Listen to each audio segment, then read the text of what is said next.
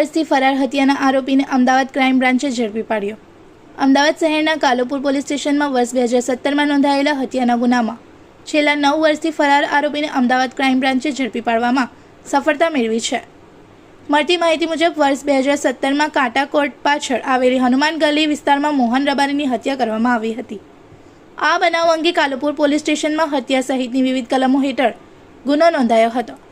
ઘટનાના મુખ્ય આરોપી રાકેશ ઉર્ફે રાખો અગરાજી ઠાકોર રહે બાદલનગર ચાણક્યપુરી 16 અમદાવાદ છેલ્લા 9 વર્ષથી પોલીસથી બચતો ફરતો હતો।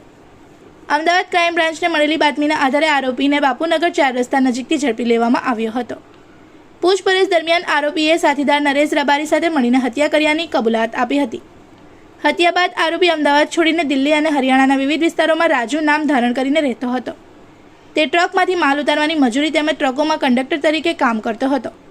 પોલીસથી બચવા માટે આરોપી પોતાની પાસે કોઈ ઓળખના દસ્તાવેજ રાખતો નહોતો અને મોબાઈલ ફોનનો પણ ઉપયોગ કરતો નહોતો। પૂછપરછમાં વધુમાં સામે આવ્યું કે દિલ્હીમાં રહેવા દરમિયાન આરોપી NDPS એક્ટ હેઠળ ચરસના કેસમાં દિલ્હી ક્રાઇમ બ્રાન્ચ દ્વારા પણ ઝડપાયો હતો અને લગભગ 2 વર્ષ સુધી તિહાર જેલમાં સજા ભોગવી હતી। પકડાયેલા આરોપીને વધુ કાયદેસરની કાર્યવાહી માટે કાલુપુર પોલીસ स्टेशन सौंपવામાં આવ્યો છે।